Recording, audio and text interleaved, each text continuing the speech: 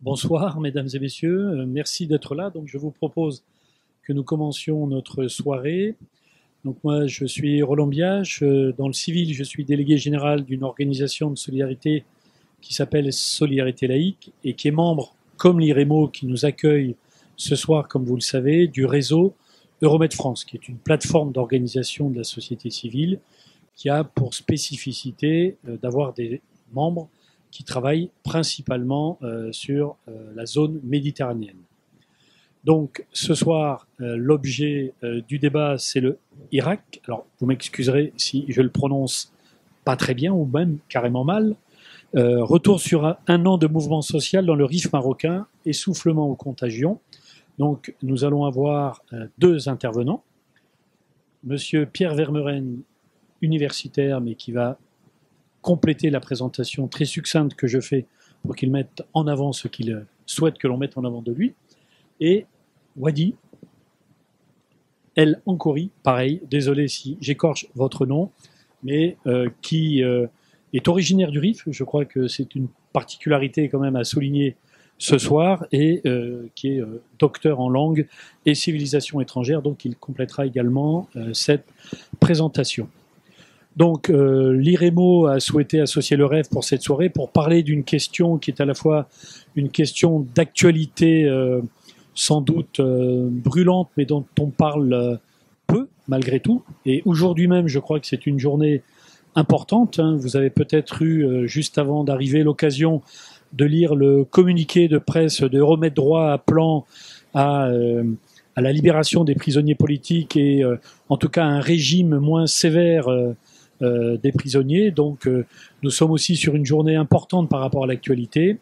Et donc très classiquement, la soirée va se dérouler de la façon suivante. Il va y avoir une première intervention de Pierre Vermeuren, vingtaine de minutes. Je vais être dramatiquement le gardien du temps, comme c'est le rôle un peu de l'animateur. Une deuxième intervention donc de Wadi. Et après, nous vous écouterons, questions, réponses, demandes de précision sur ce que vous aurez pu entendre. Voilà. Donc les règles du jeu étant posées, je donne tout de suite la parole à monsieur Pierre Vermeuren. Merci beaucoup. J'ai pas l'impression que ça marche. Ça change, si? Ah bon, très bien. Alors, bon, parler, on m'a demandé de faire un peu l'historique de ce mouvement, ce qui évidemment est un défi parce que c'est une question très très vaste, hein, très complexe. D'abord, la crise elle-même, c'est un mouvement social de très grande ampleur, ne serait-ce que par la durée. Ça fait 1 an à peu près que les choses sont commencées. Ensuite, il y a des composantes multiples, notamment la composante culturelle ou la composante politique, qui se sont plutôt renforcées depuis 1 an. Juste clin d'œil aux images et aux photos qui nous sont présentées, avec non seulement les drapeaux berbères, comme c'est devenu, j'allais dire la mode, mais la mode politique dans beaucoup de manifestations au Maghreb, mais aussi les drapeaux de la République du Rif. Alors, donc voilà, donc on peut partir dans beaucoup de directions. Je rappelle que les événements ont commencé à proprement parler le 28 octobre 2016 par la mort d'un jeune revendeur de poissons, Mohsen Fikri, à El Hoceima, qui a été le point de départ d'une vague de contestation des populations du Rif, centrée autour de la ville d'El Hoceima et de la ville d'Imzouren, mais évidemment avec des rayons d'action et de contestation plus ou moins larges. La chronologie est très complexe, je ne vais pas revenir dessus, mais vous imaginez que depuis 1 an, il s'est passé beaucoup de choses. La géographie elle-même est complexe parce que ça concerne bien sûr le Rif et son centre autour de l'Hoceima, mais on ne peut pas dire que Nador soit totalement à l'écart. Ça concerne d'autres villes marocaines. Il y a eu des manifestations dans la capitale, à Tanger ou ailleurs. Ça concerne aussi bien sûr l'émigration. Rifen, il y a eu des histoires notamment avec les Pays-Bas. Bon. Autre point de complexité, les enjeux sont très complexes et nombreux, mais les acteurs aussi. Vous avez des acteurs locaux, régionaux, étrangers, les islamistes, le palais, le roi, les gouverneurs, les investisseurs, les partis politiques, et puis évidemment toutes les populations du Rif dans leur complexité. Les aspects de la contestation eux-mêmes, on a une contestation multiforme. J'y reviendrai avec de nombreuses manifestations, mais aussi une répression qui est multiforme, sophistiquée, parfois brutale, parfois un peu plus subtile, parfois avérée, parfois cachée. Bon, donc pourquoi autant de pourquoi c'est devenu cette crise finalement un point de fixation? Je dirais d'abord parce que je pense que c'est un point de fixation d'abord pour les autorités marocaines, pour le Marzen lui-même. Marzen, c'est l'appareil central de l'État. Je crois qu'il trouve dans ce genre de manifestation ce qu'il déteste le plus d'une certaine manière, c'est-à-dire qu'on parle à l'étranger d'une crise politique et sociale interne au Maroc. Faut dire que c'est pas la seule crise qui est sur le feu. Pendant toute l'année dernière, et d'ailleurs c'est pas vraiment fini, il y a eu une crise politique aussi entre le palais et les islamistes, notamment le PJD, à la tête de l'État, de sorte que cette crise, dans sa première phase entre octobre 2016 et le mois de mai 2017, a eu lieu sans gouvernement. Enfin, il y avait l'ancien gouvernement dirigé par Ben Kéran, mais qui savait qu'il était en sursis, donc il ne dirigeait plus grand-chose. Donc c'est peut-être ce qui explique qu'il y a une sorte de vacance du pouvoir du gouvernemental, qui explique peut-être qu'il y a eu un pourrissement, avec peut-être l'espoir que ça allait se volatiliser. Puis on est rentré à partir du 26 mai dernier, donc 2017, dans une intensification de la crise, le fameux prêche qui a mal tourné. Avec l'arrestation de Zefzafi 3 jours plus tard, le 29 mai, qui après qu'il ait défié l'autorité, puisqu'il a dit qu'il allait en quelque sorte prendre le maquis ou tout simplement la clandestinité. Bon, donc il y a beaucoup de choses qui se sont passées depuis cette fin mai 2017, un enchaînement presque inévitable d'emprisonnements, de manifestations, de violences, de répression, de procès, de grève de la faim. Il y a même eu... Alors, cela dit, c'est resté pour l'essentiel cantonné dans le Rif, j'allais dire comme les Marocains, cantonné au Rif.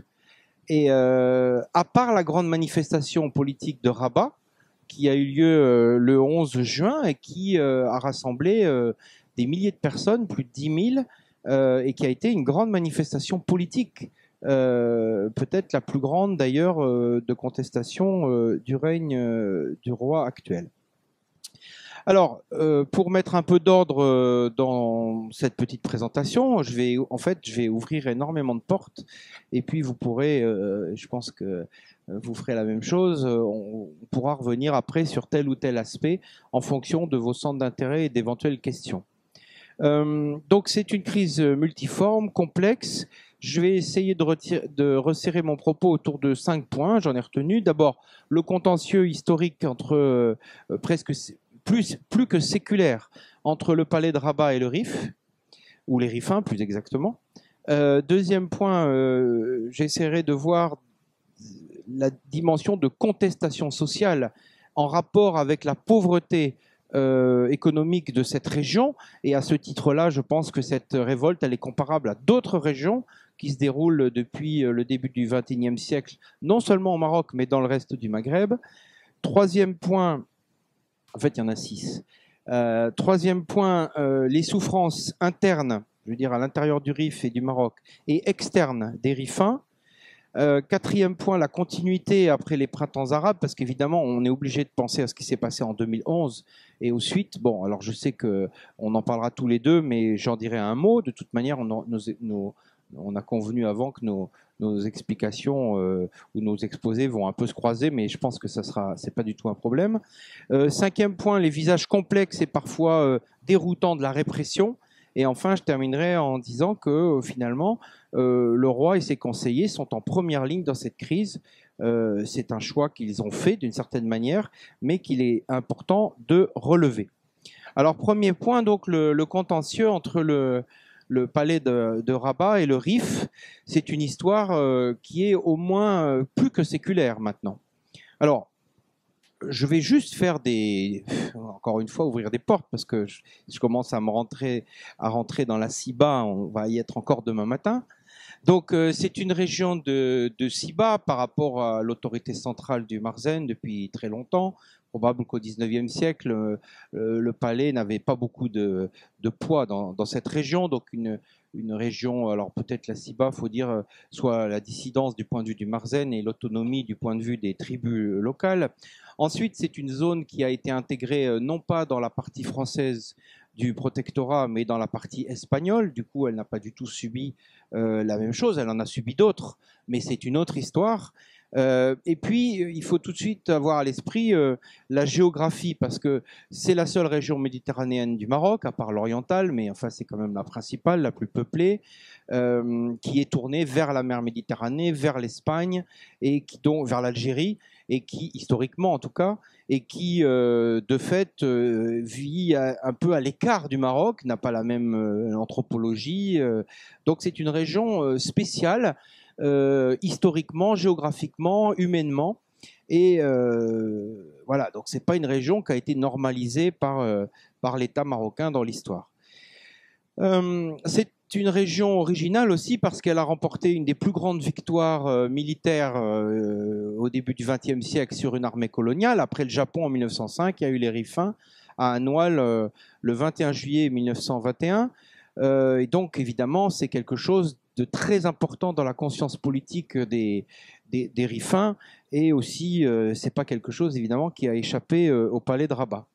De surcroît, après leur victoire, les Rifains ont proclamé une république. En tout cas, Abdelkrim el-Khattabi, son frère et ses proches ont proclamé une république. Alors on peut en parler pendant des heures là aussi, qui a duré du 1er février 1923 jusqu'au mois de mai 1926. On peut se demander pourquoi ils ont proclamé une république, quel était le sens. Bon, toujours est-il que la mémoire d'Abdelkrim el-Khattabi reste associée à cette république, ce qui évidemment dans un pays monarchiste n'est pas la chose la plus goûtée. Cette république, elle a été réprimée non seulement par les autorités coloniales espagnoles, avec une grande violence, des bombardements chimiques pendant des années, mais aussi par l'armée française qui est venue au secours avec le général Pétain, le maréchal, qui est venu au secours donc des Espagnols qui n'en venaient pas à bout, avec l'appui bien sûr du palais sultanien de Rabat et de son représentant dans le nord, le khalifa. Bon. Pour ajouter à la brutalisation de l'expérience des Rifains au cours du XXe siècle, même si c'est un peu en marge, il faut rajouter que de 36 à 39, les combattants Rifains de l'armée de Franco ont participé à la guerre d'Espagne. Alors c'est pas peut-être une mémoire qu'on aime rappeler, mais c'est évident qu'ils ont été habitués à ce que les historiens appellent la brutalisation dans une guerre particulièrement atroce qui a rajouté à toute l'expérience accumulée dans les années 20. Il s'ensuit à l'indépendance une région frondeuse qui veut retrouver bien sûr son autonomie historique et qui se soulève par deux fois à travers certains chefs en 1958 et en 1959 et qui essuie à nouveau une répression très brutale. Alors, il se soulève pas vraiment forcément contre le Marzen, mais contre les délégués de l'Istiqlal qui sont envoyés, qui imposent l'arabe, le français, alors que la région parlait le berbère, le rifin et l'espagnol. Tout d'un coup, on change toutes les langues, même la langue européenne. Bon, donc il y a eu un soulèvement, une punition, des milliers de morts, à nouveau des bombardements très brutaux, et la création d'un petit lot de consolation qui est le mouvement populaire qui est créé et qui vise à absorber un peu les élites régionales. Un nouvel épisode, et puis surtout, conséquence, le roi Hassan II décide de punir cette région, l'abandonne, et finalement lui abandonne une économie. En fait, les Rifains ont le choix entre les migrations ou bientôt, progressivement, une culture appelée à avoir un grand destin, la culture du hashish, qui va devenir la grande monoculture régionale. Dont ils ne vont pas d'ailleurs beaucoup bénéficier, mais qui occupe beaucoup de monde. c'est au moment où cette économie se met en place que, en 1984, lors des émeutes urbaines du Maroc, la ville de Hoceima déjà se soulève et le fameux discours sur les Aoubache d'Hassan II avec déjà une répression, des morts à nouveau, etc. Bon. Quand le roi actuel arrive sur le trône en 99, il hérite d'un passif catastrophique. On peut dire que les Rifains vivent depuis longtemps et il se rend symboliquement à Ajdir. Il y a une volonté d'essayer de sortir de ce guêpier parce que ça fait très longtemps que le Marzen a identifié qu'il y a un gros problème régional, politique, etc. Donc il se rend à Ajdir, il essaye de se réconcilier, on essaye de faire revenir le corps de Abdelkrim qui est en Égypte, mais la famille ne veut pas, donc il est toujours en Égypte. Il y a le tremblement de terre de 2002 qui est l'occasion de promesses du roi, de voyages, de consolation. Et en fait, les infrastructures qui étaient déjà lamentables dans cette région se sont encore plus effondrées. Et l'argent de la reconstruction est détourné déjà et ne donne pas lieu à beaucoup de miracles. Le plan de modernisation du Nord bénéficie surtout à Tanger, bénéficie très peu à la montagne riffaine et aux villes de cette région. Et il y a une compensation politique qui est donnée, qui rappelle celle de l'indépendance, c'est la création du PAM, puisque le PAM est un débouché politique offert aux élites régionales, mais disons que ça n'a pas beaucoup de signification pour la masse de la population. Voilà un peu le premier point que je voulais dire, ce vieux contentieux qui n'est jamais réglé. Le deuxième point, c'est la dimension sociale, régionale, et je dirais les origines, non pas politiques ou historiques, mais les origines liées à la misère de cette contestation. C'est une des régions les plus pauvres du Maghreb, ne serait-ce que par la densité de sa population. C'est une région très peuplée par rapport à d'autres, par rapport à l'oriental ou par rapport même au Moyen Atlas d'une certaine manière. Et ça rappelle que c'est pas du tout la seule région pauvre ou misérable du Maghreb qui se soulève depuis le début du XXIe siècle.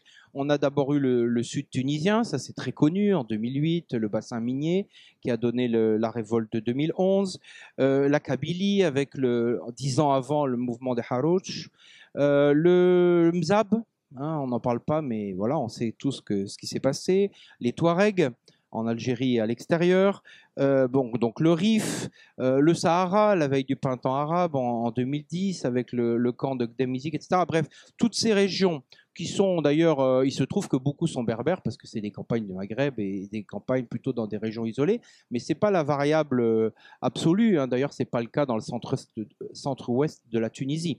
On peut même parler de la Libye puisque la Libye aussi a été la région berbère de l'ouest de la Libye a été une des plus contestataires au moment du printemps arabe. Donc, il y a d'autres régions potentiellement au Maroc qui ont des difficultés. Il y a le Moyen Atlas, il y a l'Oriental. Toutes ces régions se caractérisent par leur pauvreté. Les investissements, le tourisme, l'économie moderne, tout ça se dirige vers les grandes villes. Et il s'est créé au fil des décennies un écart de développement considérable entre ces régions périphériques, abandonnées, de montagnes, de Sahara, de tout ce qu'on veut, et les grandes villes que voient les touristes, que voient nos hommes politiques, que l'on fait visiter, Casablanca, Rabat, Tunis, etc. Alors, ce sont des régions, en l'occurrence, très peuplées, comme la Kabylie, ce sont des régions sans industrie. J'ai même vu qu'il y a les rares usines qui venaient des années 60 ne sont plus.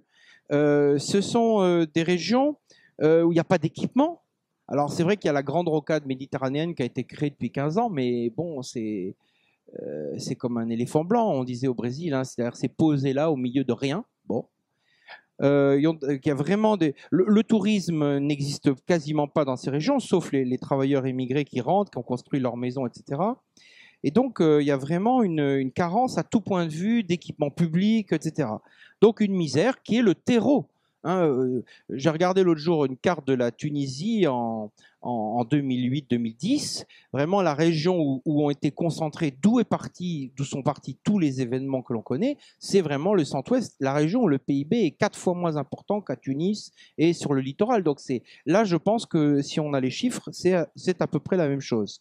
Les écarts de développement sont très importants entre le Maghreb et l'Europe, mais ils sont aussi très importants à l'intérieur du Maghreb, et ces régions ont un niveau de vie, j'allais dire africain au sens sahélien à certains égards. Hein. Donc voilà, donc c'est une composante absolument importante qui n'a rien à voir avec l'histoire, qu'en est peut-être un des résultats, mais qui évidemment doit être prise en compte. Ce sont des campagnes abandonnées, et c'est de là d'ailleurs que partent la majorité des immigrés depuis des décennies vers l'Europe ou vers d'autres espaces.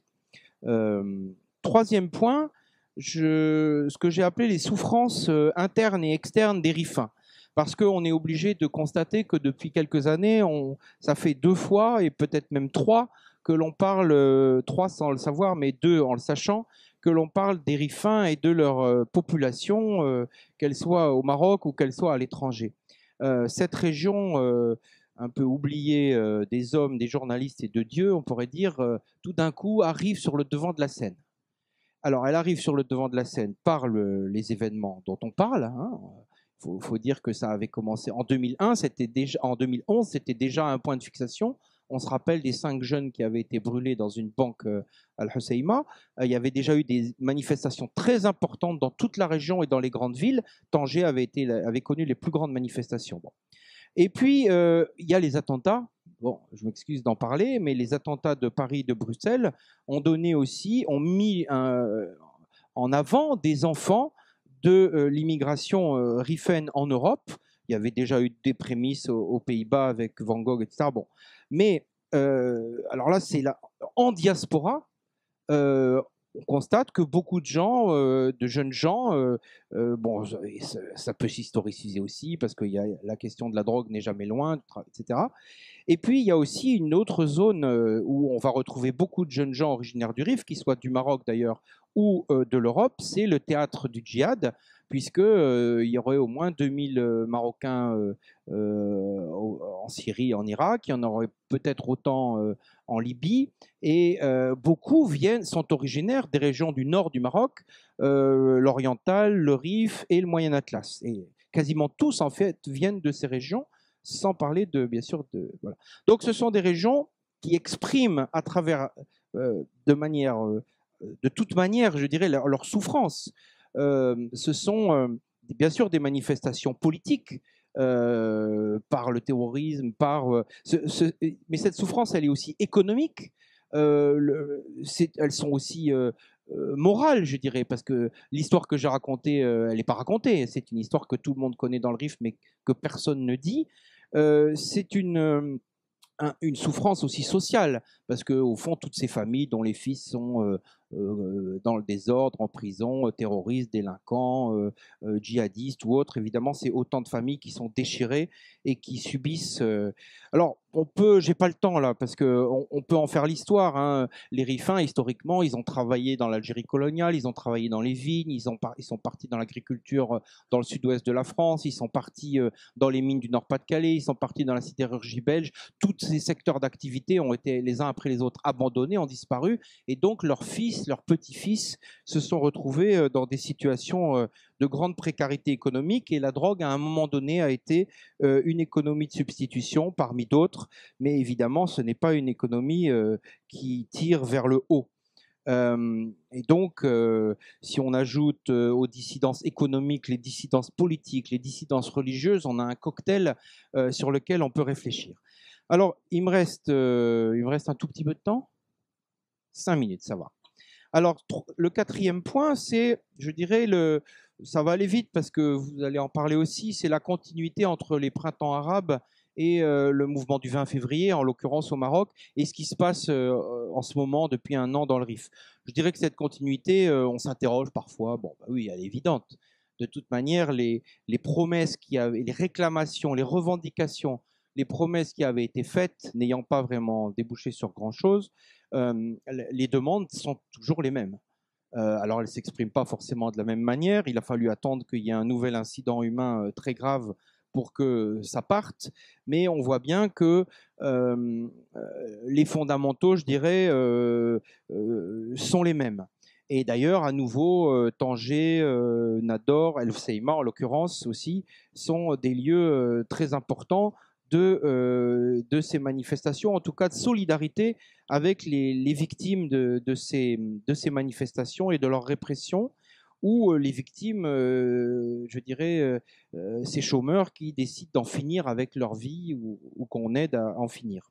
Alors, c'est des régions dans lesquelles cette solidarité, on va la retrouver. Les femmes sont très présentes, les étudiants, les chômeurs, les personnes sans beaucoup de qualifications. Alors, il se trouve que dans le RIF, on a tout. Hein. On a bon, je voulais faire un petit passage sur, j'allais dire, il y a aussi une fabrication de révolutionnaires professionnels. J'ai entendu récemment qu'à la fac de Fès, depuis qu'elle existe dans les années 80, elle est en grève générale depuis 30 ans et que les étudiants, dont beaucoup viennent du RIF d'ailleurs, n'ont pas de cours parce que de toute manière, il n'y a rien à faire, il n'y a pas de débouché. Ils obtiennent leur diplôme, mais en fait, c'est un forum politique permanent. Certaines universités, alors évidemment, on n'a pas du tout ça à Rabat, à Casablanca, mais il y a des universités qui fabriquent des gens qui, de toute manière, n'ont pas d'avenir économique, mais qui sont en quelque sorte, ce serait excessif de dire des révolutionnaires professionnels, parce que c'est avec la complicité de tout le monde, et notamment de l'appareil d'État, mais vraiment, il y a une souffrance sociale qui s'exprime par des voies très étonnantes, ce qu'on a appelé la hogra, la désespérance, bon, plus la corruption des élites sur place, plus tout un tas de fantasmes. Alors, il y a eu longtemps l'idée que la rocade du Nord allait tout solutionner. J'ai vu qu'en 2015, on a lancé un programme, un super programme de développement qui s'appelle Husseima Manar al-Mutawasset. Bon, ça doit quand même être assez drôle, vu de la jeunesse d'El Husseima, d'entendre ce programme qui, en plus, le roi lui-même disant que les investissements n'ont pas été faits, que l'argent a été détourné, etc. etc. Bon. Donc, voilà, donc c'est un terreau, j'en reste là. J'ajoute aussi que l'économie de la drogue, il faudrait en dire un mot, parce que c'est pas une région riche, elle ne bénéficie que d'une micro-partie de ce chiffre d'affaires considérable. Hein. On peut estimer que le revenu à la revente de la drogue, il y a un chiffre d'affaires de 10 milliards d'euros.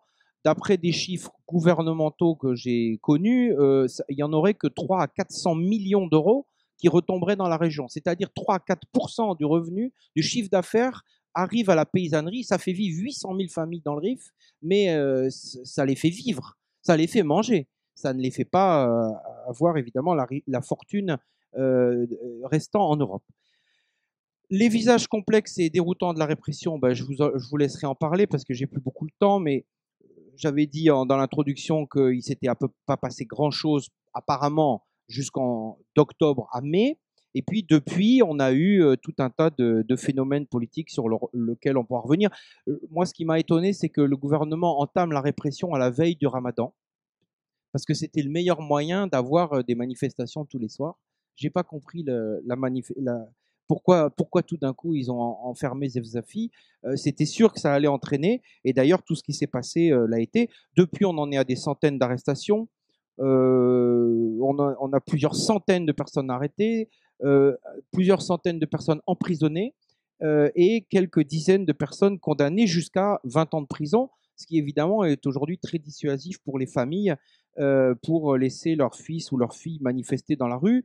Manifestation, répression de l'information avec expulsion de journalistes, notamment étrangers, dénonciation des responsables qui subissent des campagnes d'insultes sur Internet ou ailleurs, campagne de diffamation contre les familles. Bon, j'ai eu la joie je vous renvoie à un article d'ailleurs de Monjib qu'on trouve sur Internet facilement, de Monjib, qui explique un peu ce phénomène. J'ai eu la joie d'expérimenter un peu ça quand j'avais parlé des Rifins au moment des attentats. Je sais que c'est assez efficace et organisé. Et je terminerai par dire que, donc, du coup, très paradoxalement, parce qu'on ne peut pas dire que ce soit une question ni neutre, ni peu importante, ni pas vraiment organisée, parce que le pouvoir a eu le temps de s'organiser en un an, mais bizarrement, il s'est organisé pour que le roi et ses conseillers dans cette affaire se retrouvent en première ligne. Alors, à la fois, je dirais consciemment, inconsciemment, je ne sais pas. Ce qui est certain, c'est que les partis politiques sont out, les corps intermédiaires sont out, que l'État a contribué de manière délibérée et depuis très longtemps à désactiver et à même désintégrer presque les partis politiques. Hein. Le PJD, on le pousse à se fracturer, on le voit bien actuellement. Donc, il pourrait être un corps intermédiaire, mais il est désactivé.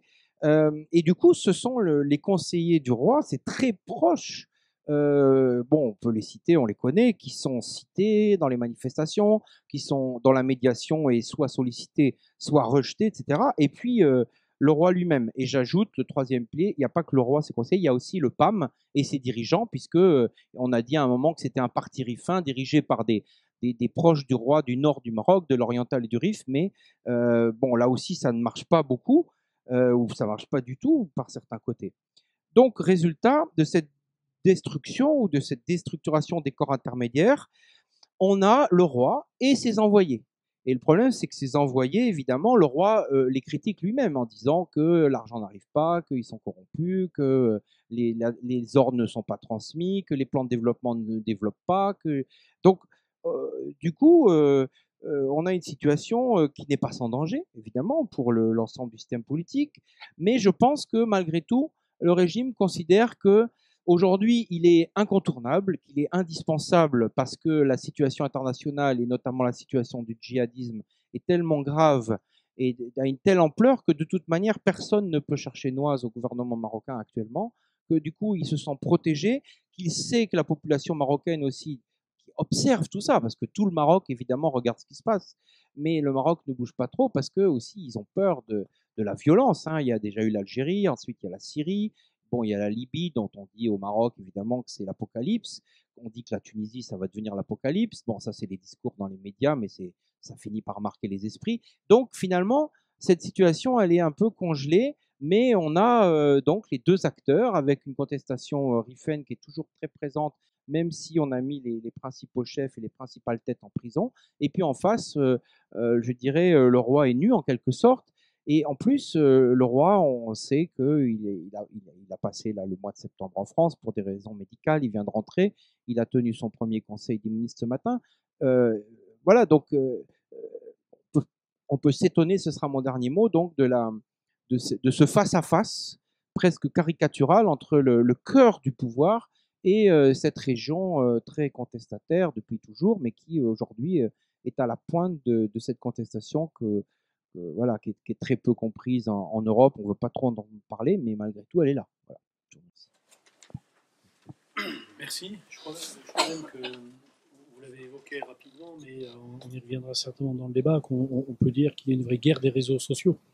Propagande, y compris, si j'ai bien compris, donc vous avez été un peu victime, mais de façon marginale, oui, mais de ce que j'ai pu lire ou entendre, on est vraiment sur propagande contre l'information citoyenne, pour être peut-être un peu schématique, mais en tout cas, il y a des vrais enjeux derrière ça qui renvoient à d'autres aspects qu'on abordera également.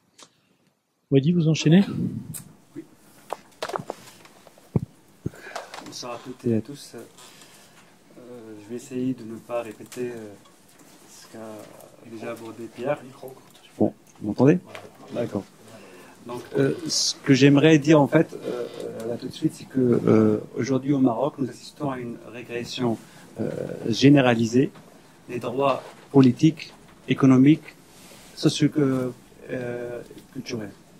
Donc, cette régression déclenche forcément des luttes sociales de grande ampleur, à l'instar du mouvement du 20 février en 2011, dans les sillages des printemps démocratiques en Afrique du Nord ou dans la région du Moyen-Orient, et récemment la lutte des Rifaines et des Rifins contre l'exclusion sociale et pour la dignité.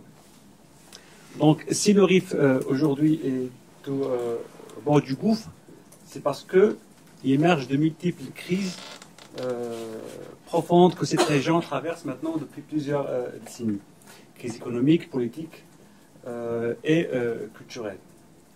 Ce que j'aimerais faire tout de suite, c'est un petit point chronologique, et je vous rassure, je ne vais pas faire toute l'histoire du Maroc depuis la Sida, comme bien rappelé Pierre, mais seulement aborder quelques étapes ou quelques dates clés qui ont marqué ce rapport entre cette région et le pouvoir central, qui nous aiderait à mieux comprendre ce qui se passe aujourd'hui.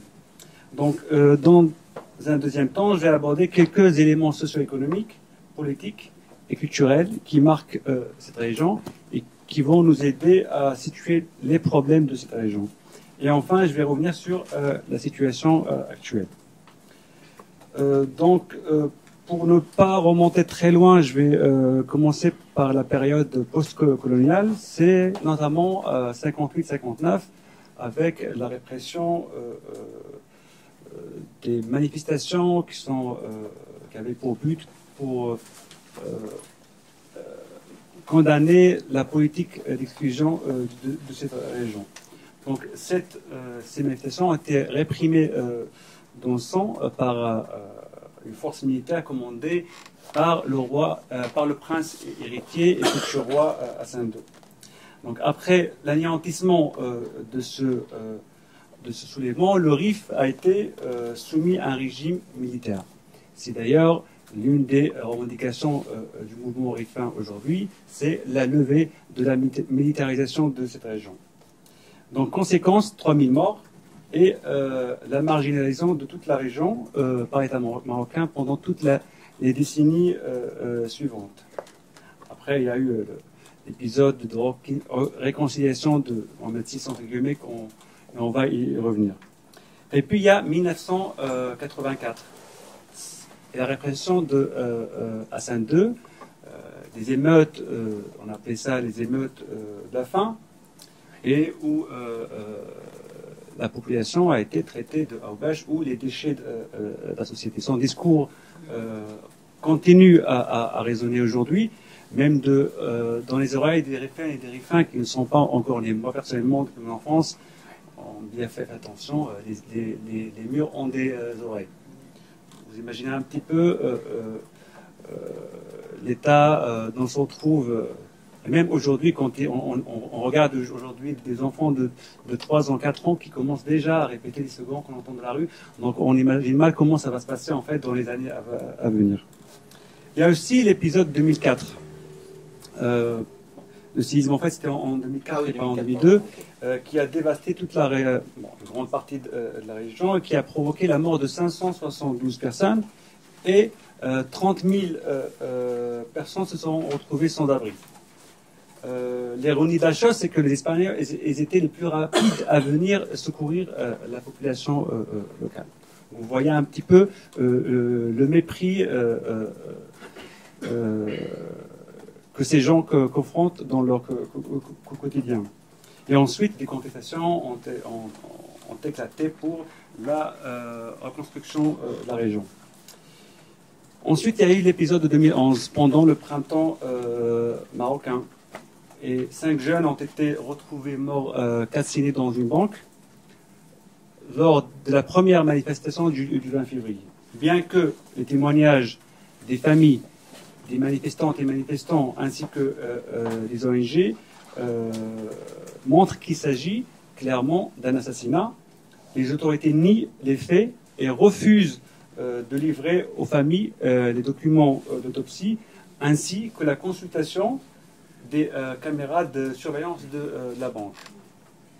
Et puis enfin, pour clôturer ce petit point chronologique, il y a la mort du jeune marchand de poissons Mohsin Fikri, broyé dans une benne à ordures, alors qu'il tentait de récupérer sa marchandise que la police venait de lui confisquer. Spontanément, des milliers de personnes sont sorties pour manifester contre. Maintenant, le deuxième point que j'aimerais aborder, c'est quelques éléments, aspects socio-économiques et culturels qui marquent cette région. Aujourd'hui, la jeunesse de la région semble figée dans le temps et sans perspective. Selon, là je vais citer les chiffres officiels, selon le Haut Commissariat au Plan, le chômage de la région dépasse les 20% de la population active, soit 2 fois la moyenne nationale. Bon, les chiffres officiels. Et plus de 40% de jeunes sont au chômage. Et si on ne compte pas les travailleuses et les travailleurs dans le secteur informel, le chiffre va considérablement augmenter.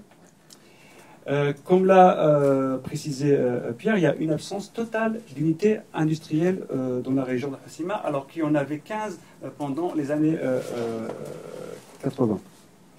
Et même dans le secteur de la pêche, il faut rappeler que Hoceima, c'est une ville côtière. Il n'y a plus grand-chose à faire avec la domination de la mafia locale, nationale et internationale qui pille les richesses de cette région. Il y a aussi l'absence d'un centre d'oncologie, alors que la région, on y recense en fait dans la région, selon le Haut Commissariat au Plan, le plus de malades de cancer dans cette région. En plus de l'absence d'un centre d'oncologie, les gens souffrent même dans pour aller se soigner. Ça veut dire qu'ils doivent aller jusqu'à Fès et je vous laisse imaginer en fait l'état de route et comment ça se passe en fait, comment ça se passe dans les allers et retours. D'autant plus que l'hôpital de Al-Hoceima, chef-lieu de la région, se trouve dans un état catastrophique. En plus d'absence du matériel, des médecins et du personnel. Et quant à l'éducation et les ton point mort, absence de l'université. Personnellement, quand j'ai obtenu mon baccalauréat, je précise, je suis né en fait dans la ville de Imzoren, j'avais le choix entre abandonner mes études ou bien partir à Oujda, il y a, je pense, à 400 km si je me souviens très bien. Ça fait à peu près, dans le bus, à peu près 6 heures à 7 heures de route. Moi, je faisais partie des gens qui ont la chance de faire ce choix parce que mes parents pouvaient, en fait, subvenir à mes besoins, ce qui n'est pas le cas pour tout le monde. Il y a des enfants, notamment dans les coins les plus reculés de la région, qui marchent des kilomètres pour aller à l'école. Et d'ailleurs, beaucoup de jeunes, beaucoup d'enfants abandonnent l'école dès leur jeune âge. Aucune infrastructure digne de ce nom. Aucun train n'arrive jusqu'à, par exemple, cette région. Pour, par exemple, aller parcourir une distance de Hoceima à Rabat pour seulement des documents administratifs, je pense que ça fait 450 km. Alors il faudrait prendre un train de Hoceima, vous avez, je pense, à peu près 10 heures de route pour 450 km. Et je ne parle même pas de l'état de cette route. Et il y a aussi... Oui, bon, voilà. Donc c'est vrai, il y a l'autoroute de Taza à Rabat, mais de Hoceima jusqu'à Taza, je vous laisse même pas imaginer comment cette route se retrouve. Et il y a aussi le mépris à tous les niveaux de l'exercice du pouvoir judiciaire, administratif et policier du quotidien.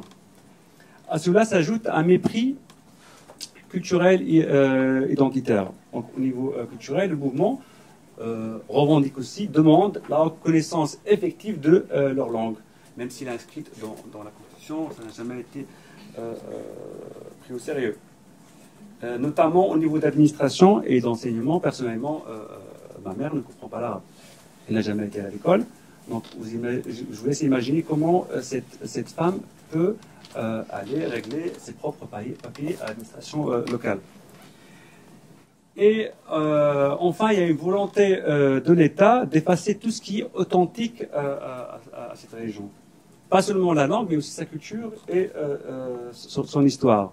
L'État marocain ira jusqu'à l'interdiction de commémorer la disparition de Abdelkrim Khattabi, chef de la République du Rif, ou encore confisquer son drapeau. Maintenant, il y a un point que je voudrais aborder brièvement, c'est le point de l'immigration.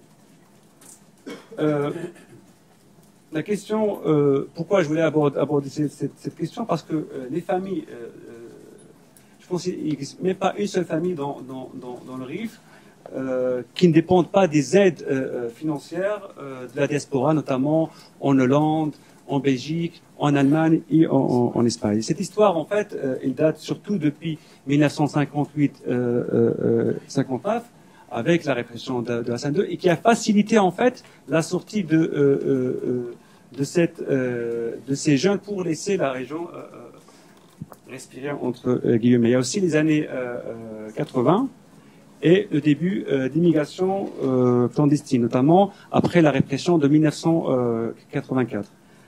Et après, il y a la vague de regroupement familial pendant les années 90 et enfin les années 2000, qui vont marquer un épisode important et qui va accentuer les problèmes de cette région avec la militarisation des frontières en Europe et aussi la crise économique. Donc, ces aides sont devenues de moins en moins et qui accentuent en fait les problèmes financiers de cette région. Maintenant, je pense qu'il est important de mettre la question du RIF dans un contexte répressif global. La mort de Morsi Fikri n'est pas un cas isolé, mais une politique d'État. Plusieurs exemples peuvent être cités, notamment Mefatiha, Seika, des gens qui sont immolés à cause de Hagra, et ce qu'on appelle le Hagra, qui est le mépris. Donc cette politique révèle la nature des rapports répressifs que réserve l'État marocain envers les citoyennes et les citoyens les plus vulnérables, faisant ainsi cristalliser le sentiment du mépris de plus en plus criant, non seulement dans le Rif, mais partout au Maroc. Elle révèle aussi l'autoritarisme et l'abus d'un pouvoir qui prive les Marocaines et les Marocains des plus simples éléments constitutifs d'une vie digne.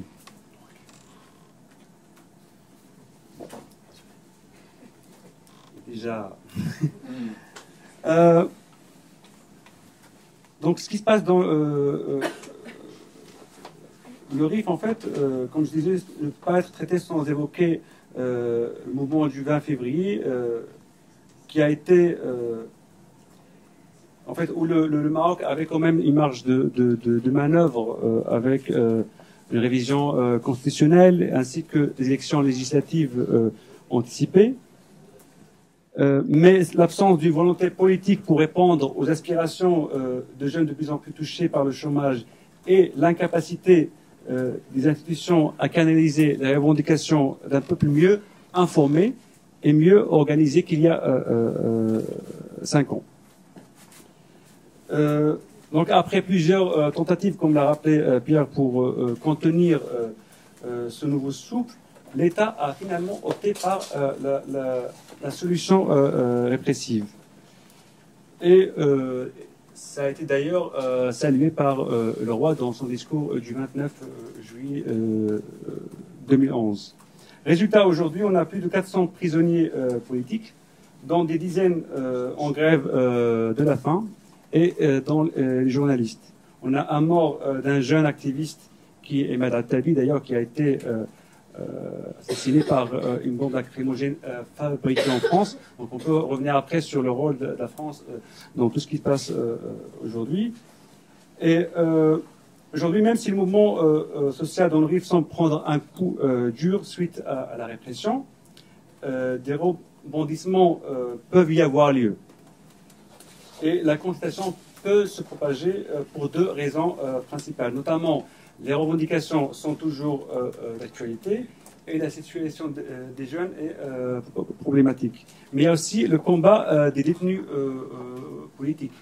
On a plusieurs dizaines, je ne sais pas les chiffres exacts, de prisonniers qui sont en grève de la faim et de l'eau.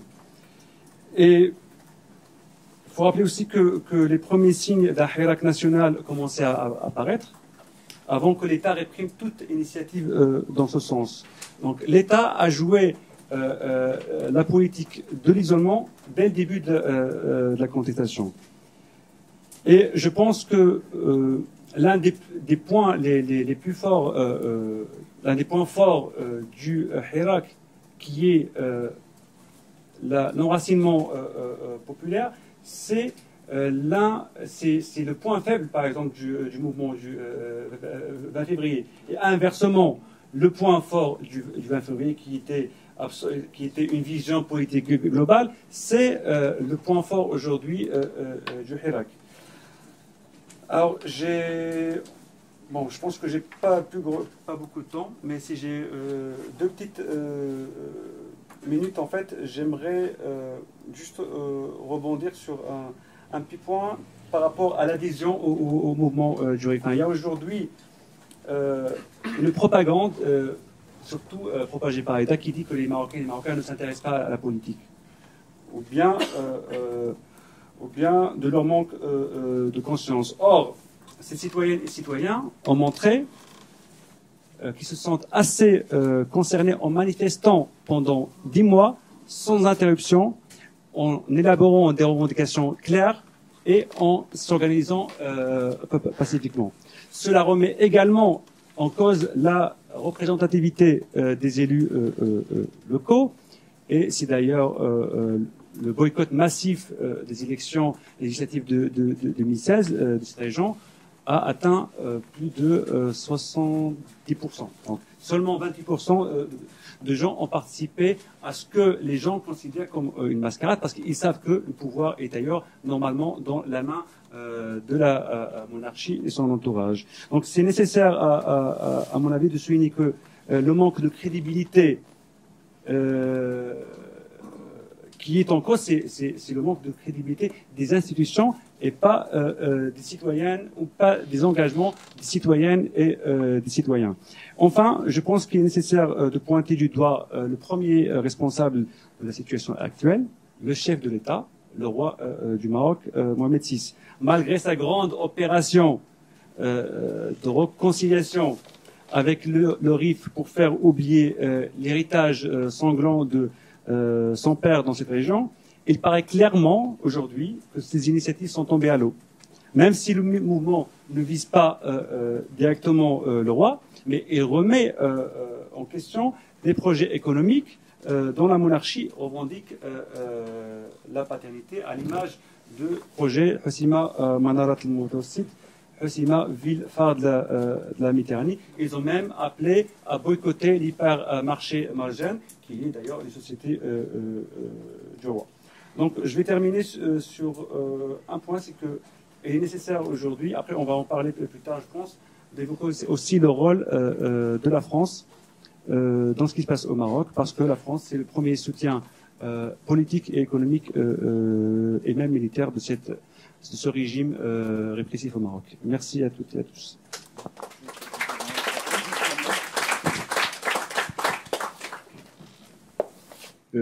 Parmi toutes les choses qu'on n'a pas dites, j'en retiens une, c'est toutes les critiques et toutes les insultes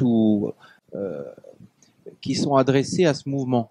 Hein, c'est-à-dire qu'on l'accuse de séparatisme, d'indépendantisme, de racisme, d'extrémisme religieux, de terrorisme, et notamment, vous savez, les cellules terroristes qui sont découvertes de temps en temps opportunément. Voilà. Donc, il y a aussi, c'est-à-dire que une des réponses de l'État, c'est aussi le berbérisme étant un racisme, donc étant un séparatisme, donc étant voilà. Enfin, voilà, on n'en avait pas parlé. Je voulais juste dire ça. Merci. Bon, tableau sombre, je crois, mais réaliste, qui a certainement entraîné des questions, des demandes de précision de votre part, mesdames et messieurs. Donc, je suppose qu'il y a un micro-baladeur. Donc, très classiquement, hein, je propose qu'il y ait 3 questions de précision. S'il vous plaît, pas d'intervention bis ou terre par rapport à ce qu'ont dit les intervenants.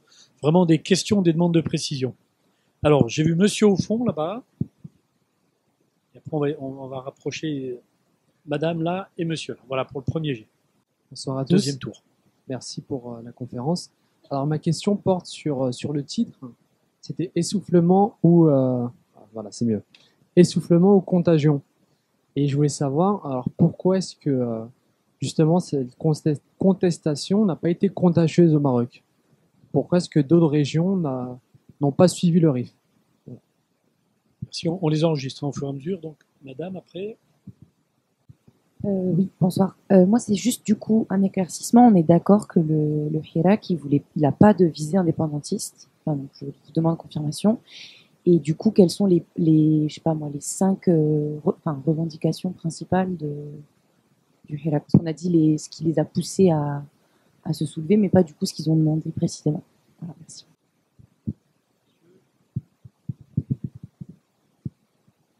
Ça complète la question qui avait été posée. Est-ce qu'il y a vous qui êtes au courant, est-ce qu'il y a une tentative de formuler dans une plateforme pour une solution globale, ça veut dire l'autonomie du RIF, qui a toute une histoire particulière dans le Maroc. Et la deuxième, c'est juste une remarque. Il y a exactement 50 ans, il y a eu le colloque sur Abdelkrim et la République du Rif à l'université Paris 8 à Vincennes.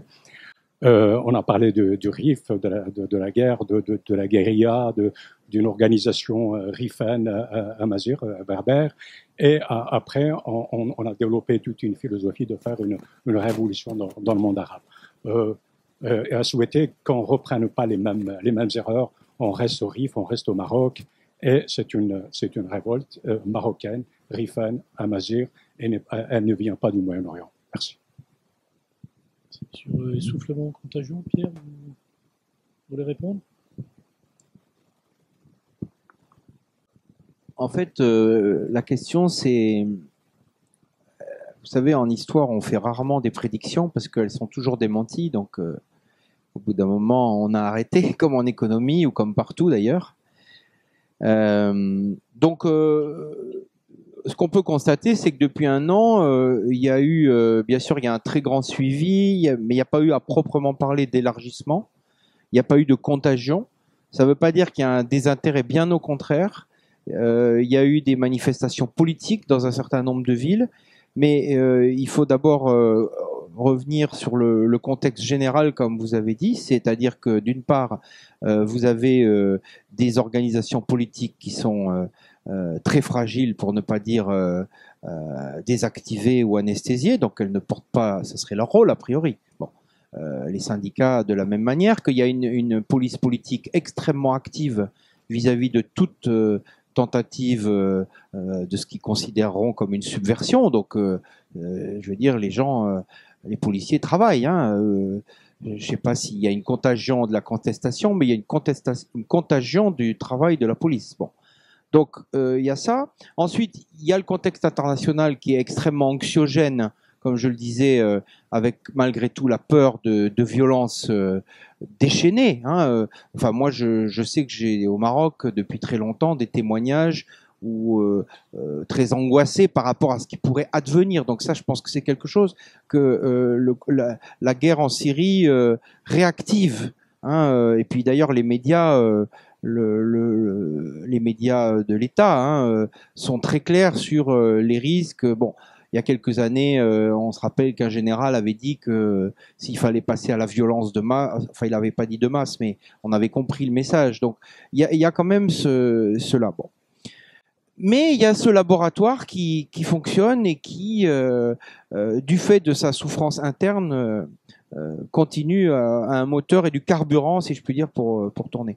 Alors maintenant, sur l'indépendantisme, effectivement, c'est une des incriminations qui sont adressées à ce mouvement. Au tout début, de la même manière que pour le MAC en Algérie, il avait été dit en Algérie que c'était les Marocains qui étaient à la manœuvre. Immédiatement, quand une contestation a démarré dans cette région, on a dit que les Algériens se vengeaient du MAC, etc. En réalité, je pense que c'est une non-question parce que il n'y a pas de mouvement indépendantiste. De toute manière, c'est un mouvement de contestation sociale au départ, de la misère, qui a des revendications, tu vas en parler tout de suite, très pragmatiques sur l'administration. Il n'y a pas d'hôpital, il n'y a pas d'école, il n'y a pas d'éducation, il n'y a pas de réseau de transport défaillant. C'est parti sur une histoire de route au début. D'entretien des routes, comme on disait, des dizaines d'heures pour se rendre dans cette région. Donc voilà. Donc et puis s'il y avait, parce que là vous parlez, le séparatisme c'est une étape politique. Donc ça voudrait dire qu'il y a une organisation. Elle n'existe pas, à ma connaissance. Elle existe, bien sûr, elle existe, mais bon, enfin, ah oui, en Hollande, mais ça c'est un autre, c'est autre chose. Bon, je vous laisse la parole.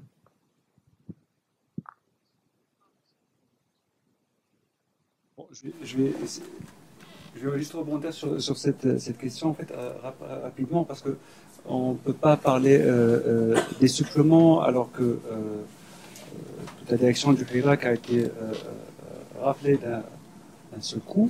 Mais comme je disais en fait, le mouvement Rifain n'est pas mort. Mais des rebondissements peuvent y avoir lieu, notamment avec les grèves qui se font aujourd'hui dans les grèves de la faim qui se font dans les prisons.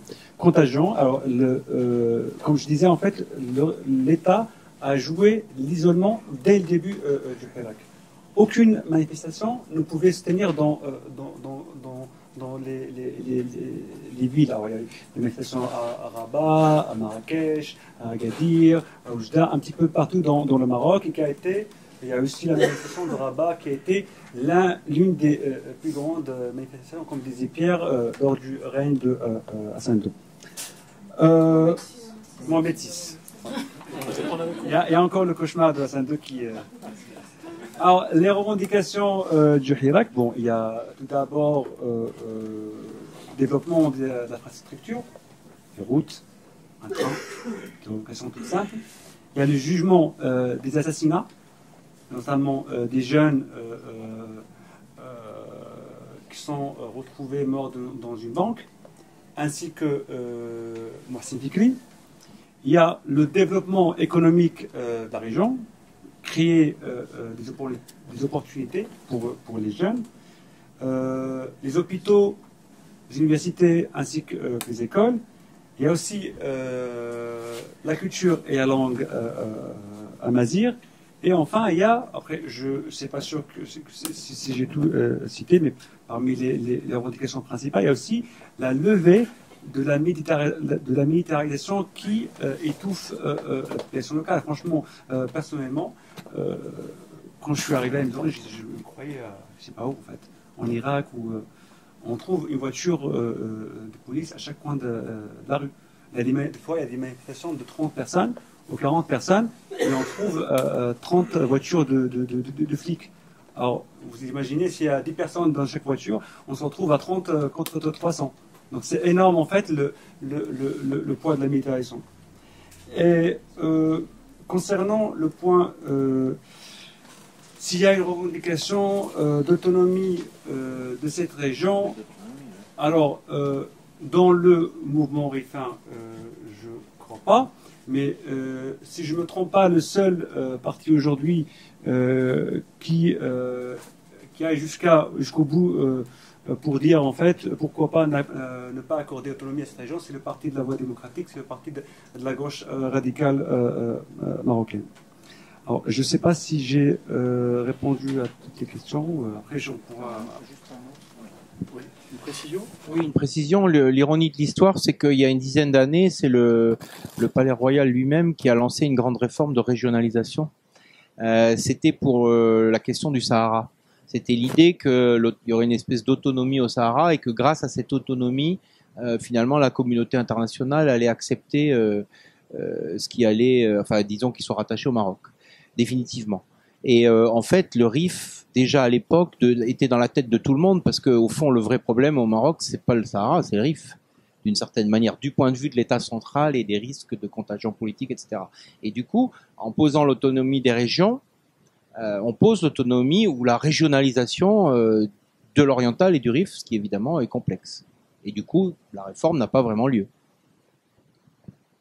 Merci. Donc, deuxième série. Alors, il y avait monsieur, là, devant, pardon. Oula, je vais me faire des ennemis, là. Alors, monsieur, on va dire madame pour la proximité du micro. Et après, monsieur, comme ça, on va rester sur cette première ligne et on ira voir la deuxième et la troisième ligne après. Je voudrais juste rebondir sur le point que vous avez évoqué tout à l'heure concernant la première révolte du RIF en 58. C'était provoqué par cette obsession du parti de l'Istiqlal d'arabiser et cette politique, le Maroc en paie encore les conséquences. Parce que en 1960, je me souviens de cette fameuse lettre de l'historien Charles-André Julien adressée au chambellan du roi Mohamed V, Ben Nani, dénoncer cette duplicité de ces ténors du parti de l'Istiqlal qui veulent absolument arabiser, islamiser, ça va de soi, c'est l'un et le support de l'autre. Et je cite de mémoire ce passage, je suis étonné de voir les cadres du parti de l'Istiqlal envoyer leurs enfants dans les écoles de la mission française, et il ajoute, même les oulémas se pressent aux portes de nos écoles pour inscrire leurs enfants ou leur progéniture. Et le parti de l'Istiqlal jusqu'à aujourd'hui est obsédé, mais je voulais savoir, est-ce vraiment par conviction ou une politique de classe pour éliminer ceux qui ne sont pas de la classe de ces ténors de l'Istiklal d'accéder à des postes de responsabilité et de conclure, Charles-André Julien, vous allez créer un Maroc à deux vitesses. Je voulais savoir un petit peu votre point de vue. Merci beaucoup pour cette soirée, pour ce débat. Juste une petite question. Vous avez déjà mentionné les Pays-Bas, les acteurs aux Pays-Bas. Qu'est-ce que c'est votre lecture de la rôle des acteurs extérieurs concernant des renforcements des manifestations à Hoceima? Voilà le rôle de ces acteurs. Voilà. Et l'autre question, présumée au moins. Et si vous avez, c'est quoi la solution pour vous de ce problème? Voilà. Je sais, ça c'est le plus grand. Oui, je sais, mais voilà, c'est provocatif. Alors, pardon, monsieur. Je voudrais donner suite à ce qu'a dit mon jeune. Oui, vous êtes qu'un jeune. Bon, je voudrais évoquer, plus pour une question, évoquer un témoignage d'époque. Je trouve que dans les années 58 et 59, j'étais coopérant administratif auprès du gouverneur de la province de Taza. Et donc j'ai été à proximité de ces événements. Ces événements qui, du point de vue où je me plaçais, m'étaient totalement opaques. Je sais seulement que le gouverneur militaire a été substitué, enfin a été ajouté au gouverneur administratif, et c'était le capitaine Medbourg à l'époque. Mais de la répression de Hassan II, on n'avait pas le moindre écho. Alors, une image qui me revient à l'esprit, c'est que lorsque tout fut réglé, le roi Mohamed V a fait un voyage triomphal dans la région, à Knoul, direction de Tizi Ouzli, etc. Mais il a été l'objet d'une popularité, d'une innovation incroyable. Et ce qui était assez amusant, c'est que dans la présentation qui a été faite du Marzen dans toute sa majesté, il y avait effectivement sa majesté à côté, puis le gouvernement, des petits hommes au complet veston derrière, et qui suscitait la plus grande indifférence, alors que sa majesté, elle était très entourée. Bon, ça c'est une évocation peut-être pas très pertinente. La question que je voudrais poser, c'est que je me demande si le Maroc rural, le Maroc profond, le Maroc de l'intérieur, n'est pas profondément vacciné contre l'aventure, et si on n'est pas plutôt préoccupé de gérer sa sphère privée et les affaires tout court, et ses affaires tout court, que de risquer l'aventure. Peut-être qu'elle a aussi le souvenir de la répression qu'a infligée le roi Hassan II du temps des années de plomb, qui sont peut-être plus prégnantes dans la mémoire du Maroc que sa répression des événements du Rif. Merci. Je crois que la première question s'adressait un petit peu à vous, Pierre, et ça va de compléter. Puisque finalement il y a deux questions sur ce qui s'est, enfin sur la double les événements, disons, de 58-59. Il faut rappeler que c'était la guerre d'Algérie, que l'armée française occupait le Maroc, que le FLN était en Oranie, dans la région d'Oujda, dans l'oriental, et que donc on ne peut pas dire que le Maroc était vraiment indépendant, puisqu'il était occupé. Et que évidemment c'était la phase de passation des pouvoirs de l'armée française à l'armée marocaine, l'armée coloniale à l'armée marocaine. C'était les mêmes hommes qui changeaient de drapeau, Donc c'était un moment, voilà. Donc je veux bien comprendre que vous étiez dans une région, mais que dans d'autres régions il y avait d'autres unités qui n'étaient pas forcément au courant. Enfin, c'est assez compliqué comme période que vous avez vécu, mais en tout cas c'est pas, voilà. Bon, s'il y avait des travaux là-dessus, on le saurait, mais on les attend. Sur la question, alors sur le nombre de morts, tout à l'heure il a dit 3000 morts. Bon, on lit dans certains textes infiniment plus. Ce que je crois savoir, si je me rappelle bien, c'est le travail de Nabil Mouline récemment sur Archives. Il parle lui de 6000 morts. Bon. On parle de bombardements au napalm, on parle de tout un tas de choses. Apparemment, bon. Sur la question de l'arabisation, etc. Bon, je crois pouvoir dire que j'ai fait ma thèse sur ce sujet et que le mystère, effectivement, même le Cheikh Yassine avait mis sa fille au lycée français à Rabat. Alors, on peut pas mieux trouver, hein.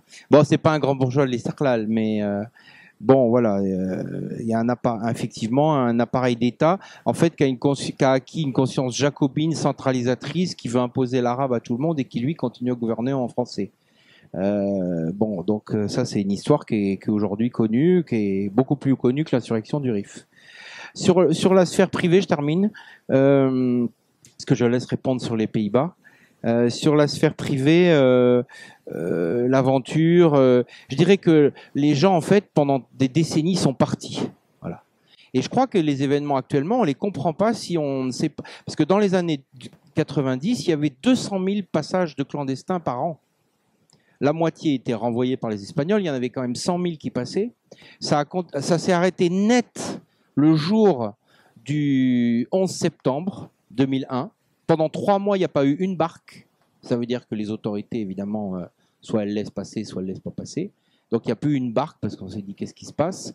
Ça a repris de plus belle dans les années 2000 et ça a duré jusqu'à la crise espagnole. Puis là, les Espagnols ont dit, écoutez, bon, il y a même eu un mouvement retour à un moment avec des immigrés marocains en Espagne qui sont rentrés au Maroc. Bon, je ne sais pas s'il y en a eu beaucoup, si ça a été mis en scène ou pas. Mais en tout cas, grosso modo, depuis 10 ans maintenant, l'immigration est bloquée. Et donc, vous avez les jeunes générations de milliers, de dizaines de milliers de chômeurs qui montent, qui sont bloqués là, et qui expliquent ces troubles, parce que et je pense qu'on a eu la même chose un peu en Tunisie.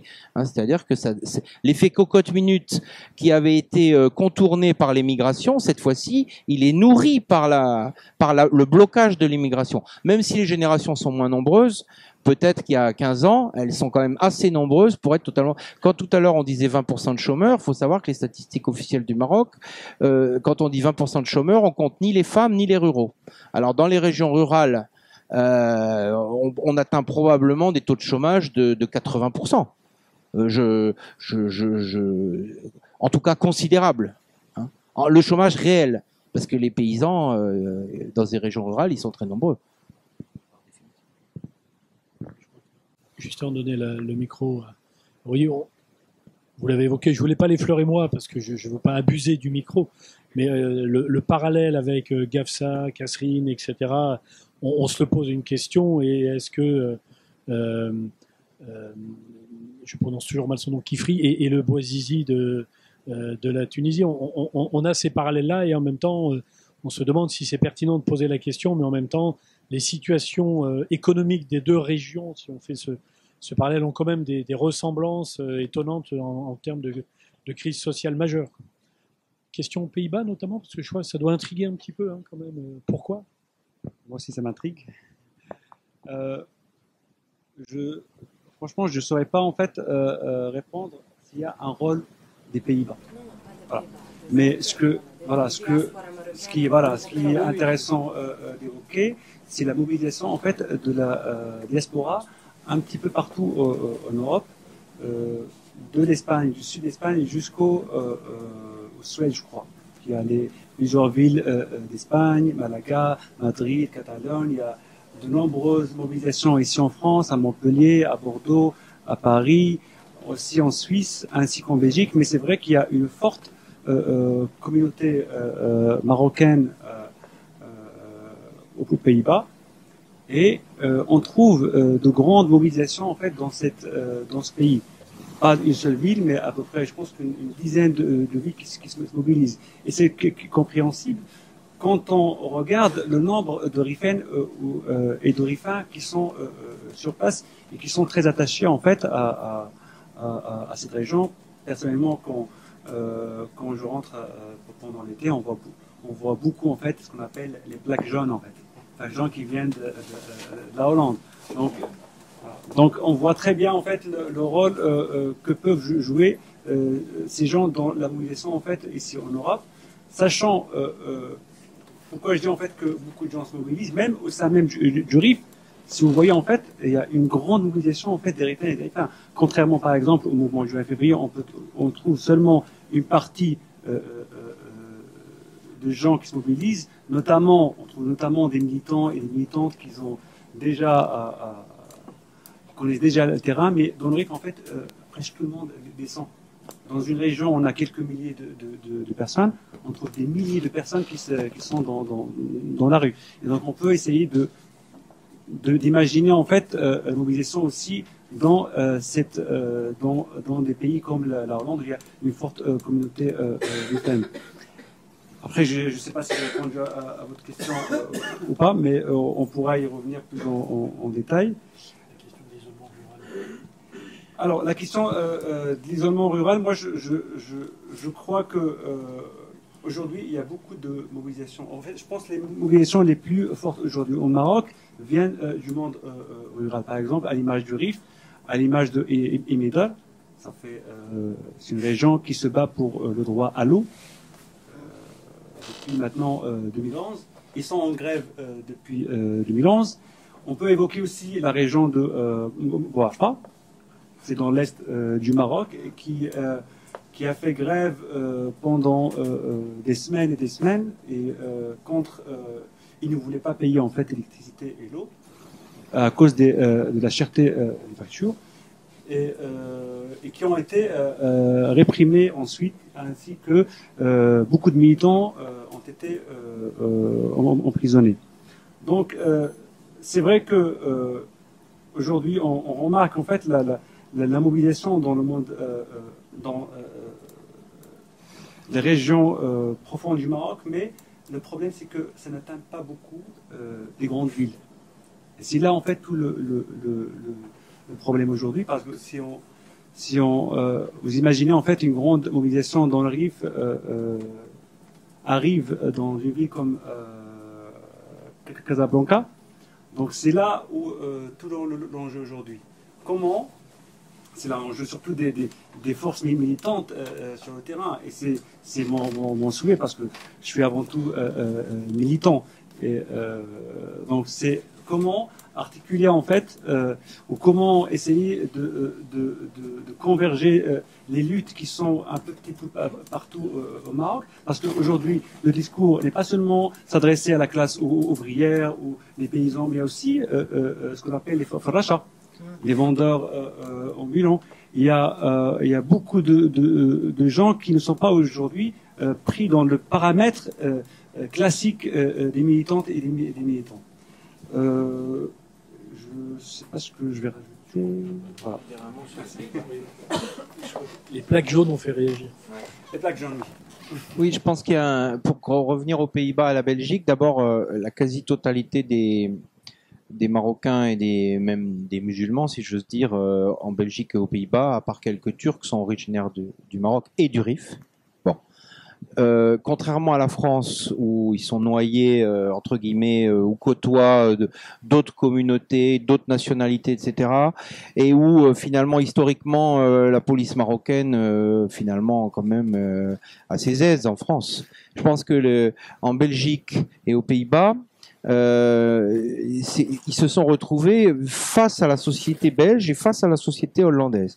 Face à la société belge, ça a été le chaos, parce que finalement les Belges ont dit bah écoutez, voilà, ils se sont retrouvés seuls, je pense, et ça, ils se sont retrouvés aux mains de tout un tas de prédicateurs, une économie beaucoup plus pauvre qu'aux Pays-Bas. Alors je pense que vraiment, et ça a donné, à mon avis, en partie les problèmes dont on entend parler depuis quelques années, alors que je pense qu'aux Pays-Bas, il y a une politique d'intégration sociale, économique, culturelle, y compris en misant sur le développement de la langue amazigh, beaucoup plus volontariste. Je crois que l'assassinat de Van Gogh a été vraiment un électrochoc, et il y a eu une mise en place volontariste d'une politique d'intégration. Et je crois savoir que les rifins aux Pays-Bas ont des conditions d'intégration et des conditions socio-éducatives et socio-culturelles très supérieures à ce que vivent les rifins de Belgique ou du Nord-Pas-de-Calais. Et du coup, ils sont protégés par l'État hollandais, vis-à-vis y compris de leur État d'origine, parce qu'il y a vraiment une volonté d'intégration. Alors que dans Belgique, en France, on se demande parfois. Hein. Donc, du coup, bah effectivement, ils sont libres et du coup, ils sont dans ils sont solidaires après, et ça rend furieux l'État marocain. D'où la crise. Il ne faudra pas oublier, après, par rapport à une question, une des interventions, le rôle de la France, voire éventuellement de l'Union européenne. On a encore le temps éventuellement d'une nouvelle série de 3 questions. Donc, oulalalala, ça se complique. Alors, madame, et après, alors on va faire de la parité un peu déguisée.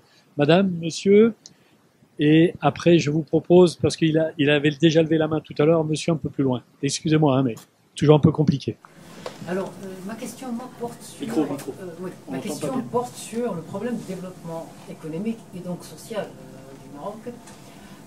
Si on considère que l'essentiel de l'économie marocaine est tenu par une grosse holding qui s'appelle la SNI, oui, il est royal, bien sûr, propriétaire à hauteur de 60%. Et j'ai composé toute une littérature sur la question. Il semblerait que seul ne pourrait être retenu que les investissements rentables. Donc tout ce qui est équipement, bien sûr, à caractère socio-éducatif, socio-culturel, est d'office écarté. De même, certaines grandes infrastructures routières qui ne desservent pas des intérêts donc, de la SNI. Par exemple, vous prenez le cas du TGV Angers-Casablanca. Quel est son intérêt vu les centaines de milliards qu'il coûte? On pourrait faire des écoles, des hôpitaux. Okay. Non, c'est pas une centaine, heureusement. Hein? C'est pas une centaine. Oui, enfin, de millions. Donc, moi, je suis quand même étonné que dans les revendications de tous les mouvements sociaux, d'ailleurs, au Maroc, jamais cette question n'est vraiment soulevée. À savoir, une économie qui est une économie de pré-vente.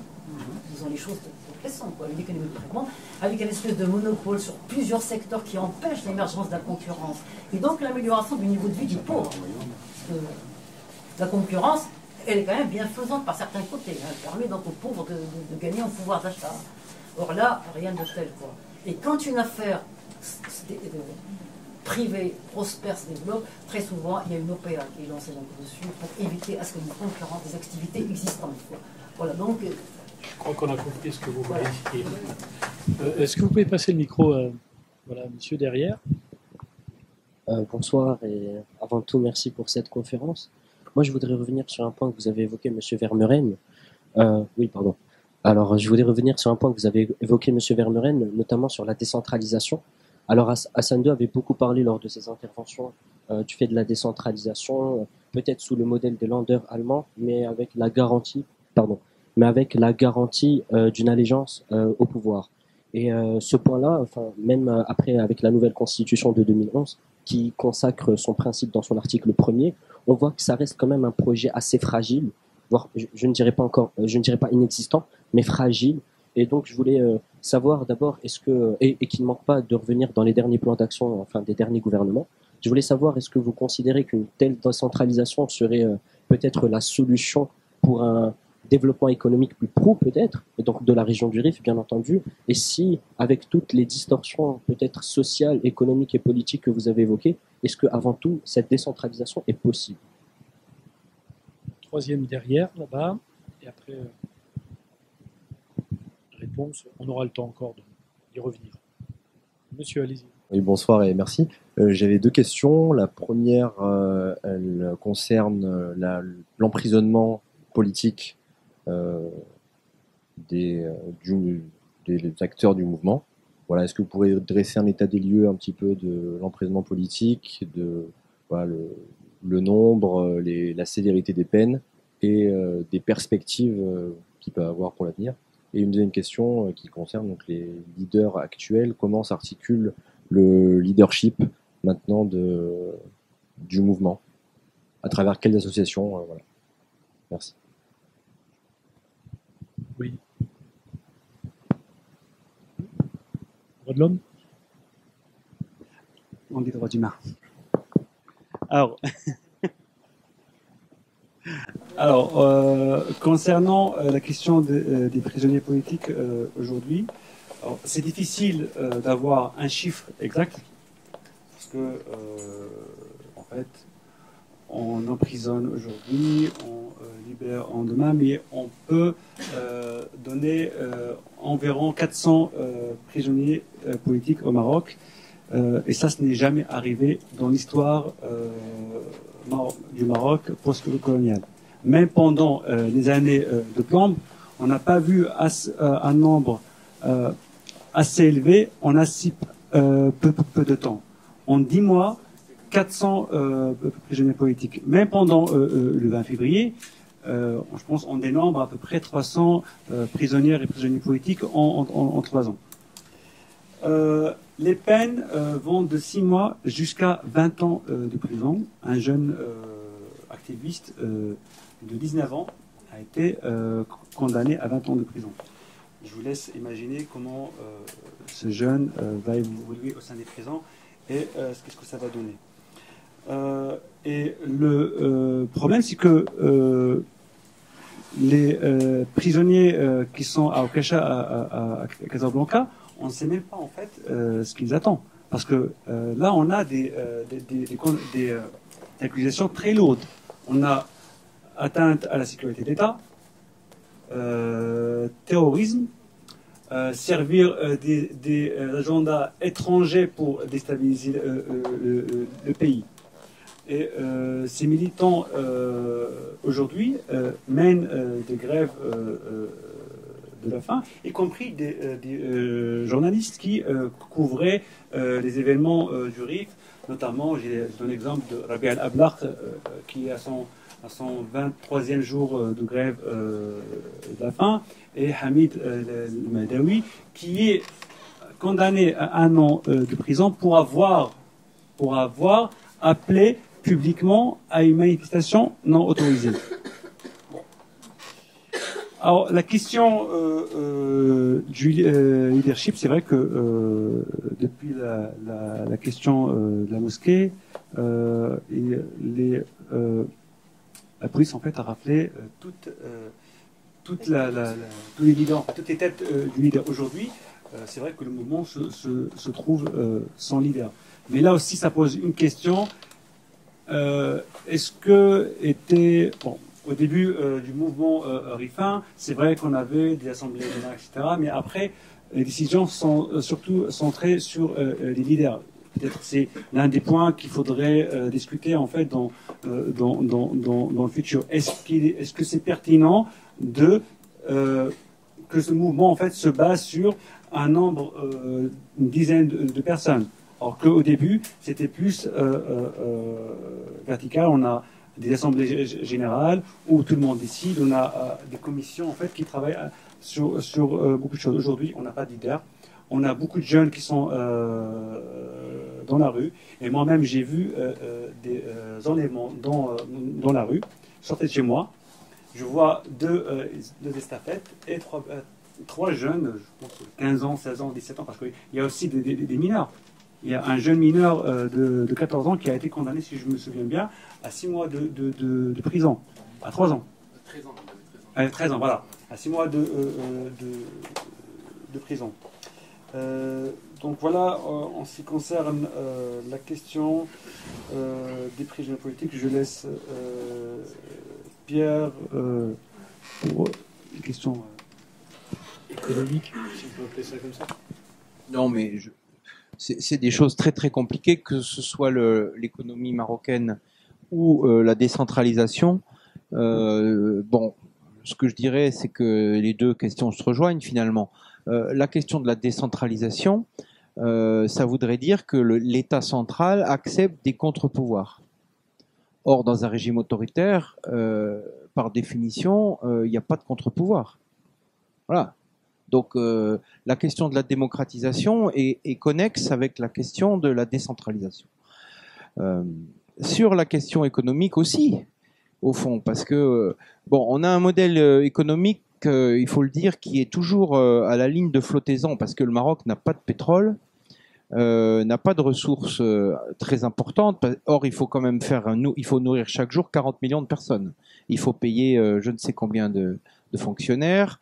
Il faut payer les militaires, il faut payer la guerre au Sahara, il faut payer un réseau diplomatique mondial, il faut payer le Rabat, le service de la dette. Donc il faut face à chaque dirham dépensé, et il y en a des dizaines de millions qui sont dépensés automatiquement, il faut faire rentrer un dirham d'impôts, de taxes, voilà. Donc or, le modèle économique sur lequel se repose ça, c'est un modèle très complexe qui repose sur un peu d'agriculture, un peu de phosphate, un peu de tourisme, un peu d'usine, un peu de commerce, un peu d'immigrés, un peu d'argent d'Europe, de la France, du Golfe, des États-Unis, de la Chine, de je ne sais pas qui. Donc, c'est un système économique toujours sur la ligne de flottaison.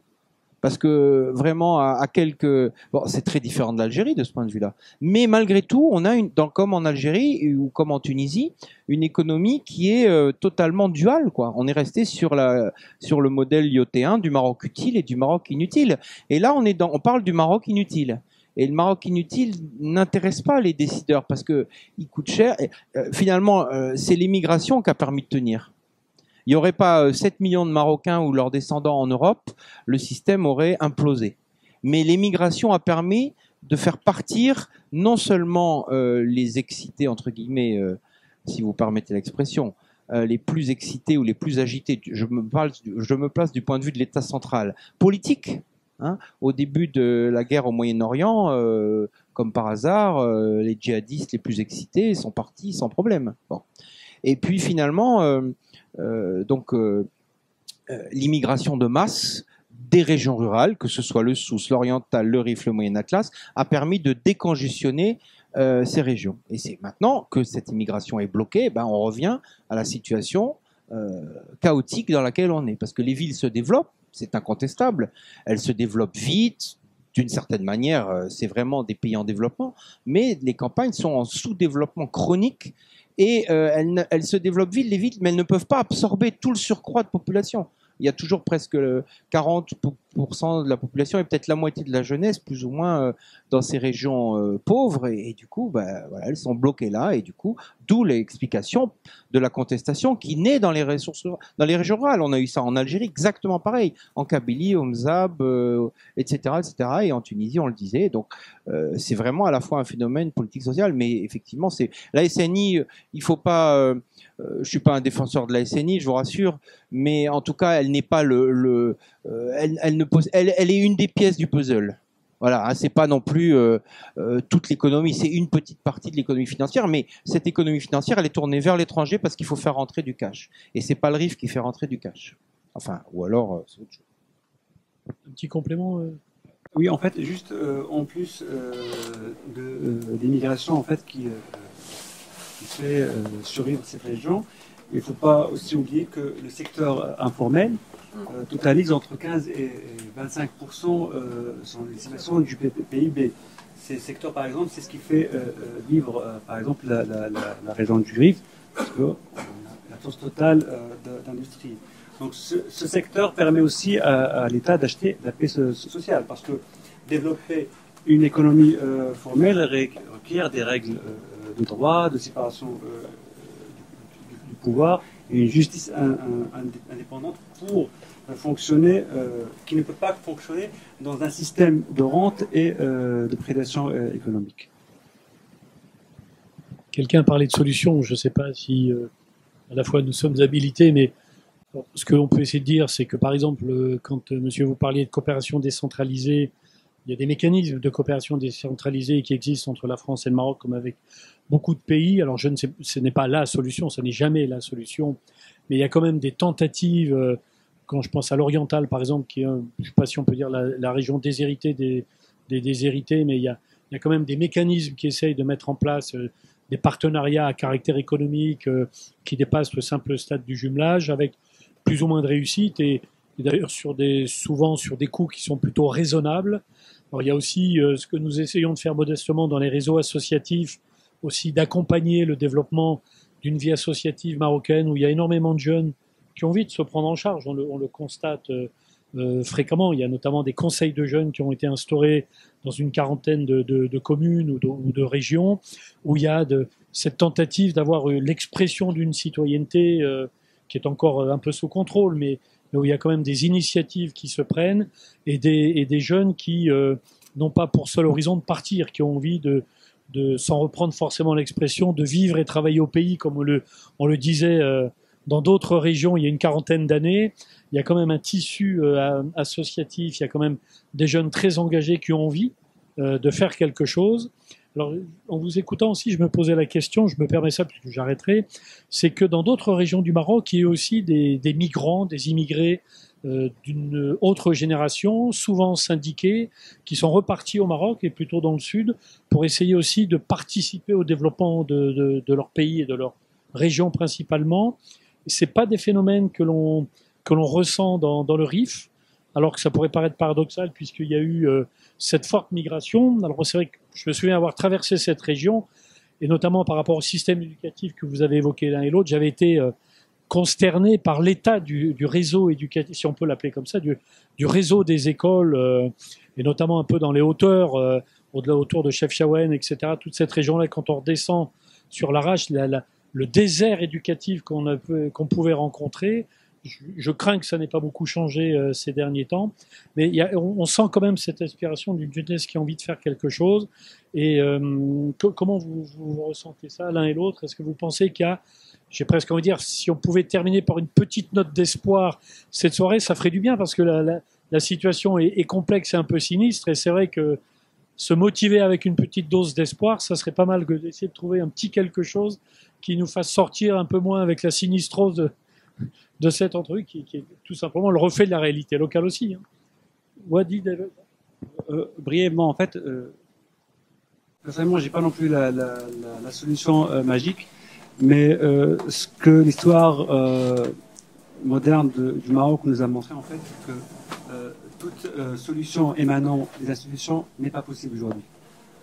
On a vu ça avec plusieurs exemples, notamment avec l'arrivée de Tihad Chiraki, qui était un faux espoir, en fait. Voilà. Pardon?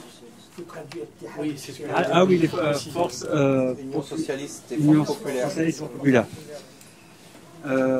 Donc aujourd'hui, moi, je pense que les solutions ne peuvent venir que d'en bas, à travers des initiatives citoyennes, populaires. Non seulement le militantisme pur et dur, mais aussi des initiatives culturelles qui peuvent aussi contribuer en fait à l'évolution. Il faut aussi savoir, il faut le dire, que beaucoup de gens aujourd'hui pensent que la monarchie peut faire partie de la solution. Alors que moi personnellement, je pense que la monarchie fait partie du problème. Il faut le dire clairement. Le roi du Maroc détient, et déjà, il est le premier responsable de ce qui se passe au pays. C'est le chef de l'État. C'est lui qui détient tous les pouvoirs politiques, économiques, religieux et militaires. Donc, venir aujourd'hui nous parler que le roi n'est pas au courant des affirmations des fois que je n'arrive pas à comprendre, et il n'est pas au courant de ce qui se passe dans le pays, c'est quand même gros comme expression. Effectivement, c'est très intéressant ce que vous disiez sur les différentiels entre les régions et les émigrations, parce que on voit que chez les Schleuch, ça se passe très différemment. Mais je pense que c'est le type de société d'abord. Je pense qu'il n'y a pas c'est pas la même société, c'est pas la même histoire, c'est pas la même anthropologie, et il y a un capitalisme du Souss qui fonctionne à l'intérieur du Maroc et qui fonctionne dans la diaspora. Et il fonctionne vraiment. Et il est dans une économie, bon, qui est peut-être pas toujours totalement légale, mais en tout cas qui est légale. Alors que les RIFins, je pense que malheureusement, d'abord l'Espagne, il n'y a pas eu de développement économique du RIF, à ma connaissance. Bon, pas accabler les Espagnols, ils n'y sont pour rien. Mais enfin, il n'y a eu aucun développement économique. Deuxièmement, la proposition qui a été faite, ça a été finalement l'économie mafieuse. Ou, comme je le disais, pendant un siècle, les RIFins, et même un siècle et demi presque, ils sont allés travailler en Algérie dans les vignes d'Oranie. Enfin, c'est pas connu comme histoire, mais c'est des dizaines ils sont travailleurs émigrés depuis les années 1840 en Oranie. Donc ils ont fait ça à l'indépendance. Beaucoup ont suivi les vignerons français d'Oranie, etc. Sont allés dans les campagnes de France, ensuite sont allés dans les mines du Nord-Pas-de-Calais. Toutes ces activités qu'ils ont choisies, qui étaient des activités légales, étaient des activités ouvrières ou paysannes, ne demandant ni compétences dans le domaine du commerce, etc. Et quand ces activités ont été sinistrées, ils ont été sinistrés. Et la proposition que leur a fait le Marzen, ça a été de basculer dans le commerce du hashish. Alors maintenant, on a des élites intellectuelles, rifaines, etc., notamment dans les migrations, etc. Mais il y a un tel passif, il y a une telle histoire, effectivement, dans le cas du Souss, on a une économie qui fonctionne et qui est redistributive. Bon, il y a qu'à voir quand même Agadir, c'est pas le paradis, mais c'est quand même par rapport à Nador. Bon, on n'a pas parlé de Nador d'ailleurs. Entre parenthèses, c'est un monde en soi. C'est 1 million d'habitants. La police marocaine disait il y a quelques années que c'était une ville totalement incontrôlable. J'aimerais bien savoir ce qui s'y passe en ce moment. Bon. Et puis l'autre question que vous aviez soulevée, c'était que vous avez terminé sur quoi? Je sais plus, sinon on arrête. Et le rôle de la France. Ah, la France. Ah, la France. Ouais, je sais plus. Bon, vous voulez en dire un mot quand même. Oui. Ah oui, c'était la note d'espoir. Voilà. Moi, j'ai pas fait le lien que vous avez fait. Non, l'espoir, ça serait que, si vous voulez, le problème, c'est que l'Algérie et la Libye ont un trésor. Voilà, c'est-à-dire que le problème du Maroc aujourd'hui, c'est il est coupé du reste du Maghreb, il est complètement marginalisé, que l'économie pétrolière algérienne, elle fonctionne hors sol, et que la Libye est dans le chaos. Donc, en fait, mais ça c'est vraiment un rêve, mais c'est un rêve quand même on n'est pas sur la planète Mars. S'il y avait la reconnexion des économies du Maghreb entre l'Afrique, alors c'est presque comique de le dire, mais c'est pourtant dans toutes les régions du monde, c'est comme ça que ça marche. L'Afrique de l'Ouest, elle fonctionne parce que c'est un circuit. Enfin, il y a une certaine croissance en ce moment. Il y a beaucoup de régions du monde.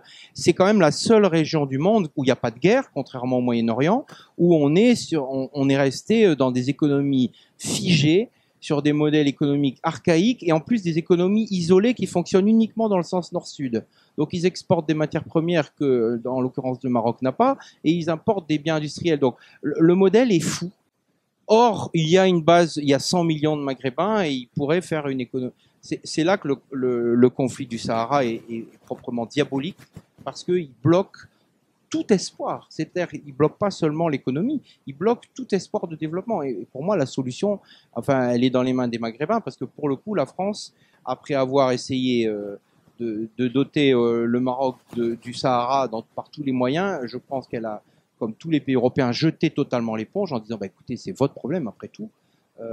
Parce que c'est voilà, et là les Algériens et les Marocains et notamment leur chef d'État devant l'histoire, ils auront une responsabilité considérable s'ils continuent à se tourner le dos, parce que la vraie solution elle est là.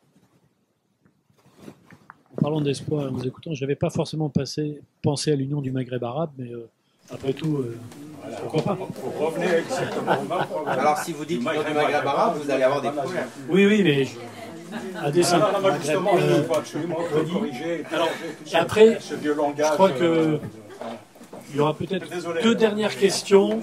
Non, mais c'était à dessein que j'ai dit ça comme ça. Il y aura deux dernières questions et je vous proposerai de conclure. Alors, un petit complément, non Non, juste par rapport au rôle de la France, que la France joue aujourd'hui. D'ailleurs, la France a toujours soutenu en fait les régimes autoritaires dans cette région, à l'image de Ben Ali en fait. Vous voyez, on se souvient tous et toutes des déclarations d'Ali Omari. Et concernant le Maroc, les présidents français qui se sont succédés en France ont apporté un soutien total à la politique marocaine. Il faut rappeler les déclarations de Sarkozy qui a salué une constitution exemplaire. Voilà. Franchement, je ne sais même pas s'il a jeté un coup d'œil à cette constitution ou pas. Récemment, le président actuel, il a effectué un voyage informel apparemment pour faire éloge à la famille royale qui a si bien accueilli chez eux. Alors, il s'est pris pour un porte-parole d'ailleurs en disant que le roi était très préoccupé en fait par ce qui se passait dans les faits, alors que Monsieur le roi a passé des dizaines des semaines sans faire une seule déclaration, alors qu'il est le chef de l'État. Il faut rappeler aussi que la France a des intérêts économiques et stratégiques dans cette région. Notamment, le Maroc joue le rôle du gendarme d'Afrique pour empêcher l'immigration, notamment subsaharienne, mais aussi parce que les entreprises du CAC 40, ils fonctionnent et sont très bien accueillis dans le pays, et on exploite même les richesses de ce pays, des fois en imposant la production des éléments en fait qui intéressent la France. Par exemple, je donne un exemple. Le Maroc, c'est un pays, par exemple, qui a besoin de tomates. Un exemple comme ça. Mais dans le cadre des partenariats, la France exige qu'on produise des fleurs pour subvenir aux besoins du marché français. Donc, on voit un peu l'image. Donc, ce que nous voudrions avec nos relations, nos rapports avec notre peuple, c'est pas des rapports de domination, mais des rapports de collaboration. Les deux dernières, et je pense qu'il faudra conclure. Alors, monsieur, qui avait levé la main déjà depuis un moment, et madame, voilà. Je suis désolé, hein, mais vraiment... Oui, vous avez évoqué, sans le préciser, les actions, par exemple, de migration-développement dans la zone des montagnes à l'est d'Agadir, et puis aussi la coopération décentralisée. À ce sujet-là, moi, je veux dire une voie justement pour faire renaître l'espoir ou donner des possibilités au Maroc, c'est de prendre conscience qu'actuellement, le budget des communes, moi j'ai travaillé au Maroc dans l'administration et j'ai cherché le budget des communes parce que personne ne m'a donné des chiffres. C'est pas facile à trouver auprès de la DGCL. Mais c'est à peu près, c'était à 3-4 ans, c'était l'équivalent de 80 € par habitant et par an. Alors qu'en France, on était à peu près 1200. Une fois qu'on enlève le coût de personnel, le coût de l'éclairage public et les coûts des voitures et un peu d'aménagement, il restait 5 € par habitant et par an, en moyenne sur les communes urbaines marocaines. Donc, communes rurales, c'est encore plus faible. Donc, c'est là qu'il faut jouer, faire cette revendication de décentralisation financière. Pourquoi? Parce que au niveau des communes, il y a quand même un rapport de connaissance entre les gens, la population et les élus, qui peut, à mon avis, et moi je travaille dans beaucoup de pays, un peu minimiser les risques de corruption. Parce que les gens savent beaucoup plus ce qui se passe et tout ça. Donc là, si effectivement il y avait une revendication très forte nationale, d'intérêt national, d'augmenter le transfert de budget au niveau des communes urbaines et des communes rurales, il y aura une chance de développement, d'initiative. Mais c'est vrai qu'avec 5 € par personne par habitant, comme investissement, ils peuvent rien faire. Moi, j'ai vu des communes, vous avez mentionné peut-être Sandi Roujda ou Chefchaouen, où il y a des équipes municipales qui sont compétentes, dynamiques, qui en veulent. Mais elles ont très peu de moyens financiers. Je crois que c'est là que l'indication qui dépasse le RIF, mais le RIF en profiterait aussi. Hein. Voilà. Donc c'est cette initiative locale qu'il faut encourager par des transferts financiers beaucoup plus fortes. Et il faut que cette revendication, à mon avis, peut être passée et soutenue par les communes françaises qui coopèrent avec le Maroc, et il y en a beaucoup. Madame, par rapport à ça, le contexte est un peu difficile là, mais on ne va pas faire le débat maintenant, ce sera un autre débat éventuellement. Une dernière question? Moi, en fait, je voulais juste revenir sur... on a beaucoup parlé de répression dans toute cette question justement du Hirak, mais je voudrais revenir sur ce qui a été fait en amont et un peu sur ce que vous avez dit implicitement. Je voudrais juste avoir votre point de vue sur la stratégie de gestion de cette crise, à l'heure où justement le Makhzna a décidé de se décharger de toute responsabilité et de l'imputer un gouvernement qui, on le sait tous, voilà, a un petit peu les mains liées, alors que la gestion du mouvement du 20 février a été toute différente en apparence en tout cas, dans le sens où on nous a présenté un Marocain à l'avant-garde, qui réforme, qui change la constitution, etc. Je vous propose des éléments de réponse. D'accord. Alors, je vais répondre à la dernière question en fait concernant la stratégie de gestion de la crise. Ce que on peut remarquer par exemple dans la gestion du 20 février, c'est que l'État avait une marge de manœuvre politique, savoir une refonte de la Constitution, un changement de façade, qui est accompagné par des élections anticipées et l'élection d'un parti islamiste qui était à l'opposition. Et ces manœuvres politiques ont été accompagnées de la répression, de la prison. Donc beaucoup d'éléments ont fait que le mouvement du 20 février s'est essoufflé. Bien sûr, sans parler du retrait de certaines forces politiques du terrain comme la Hassan. Par contre, pour le Hirak, mouvement Rifin, l'État en fait est resté pendant quelques mois quand même en tant que spectateur.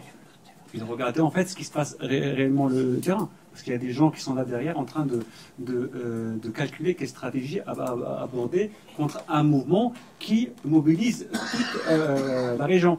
Alors, je parle de Hossima, Bibouayesh, Imzouren, Tamassim, toutes les régions et les villes de la région se sont mobilisées. Donc l'État a cherché seulement le bon moment pour intervenir. Et il est intervenu très fort.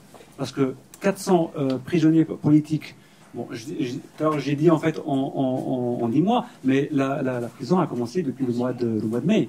Donc entre mai et juillet, il y avait énormément de prisonniers politiques. Et parmi les stratégies de l'État aussi, c'est isoler le RIF, le décrédibiliser, dire que c'est gens qui veulent se séparer, dire que des gens qui servent des agendas étrangers, et empêcher même le soutien des autres villes du Maroc.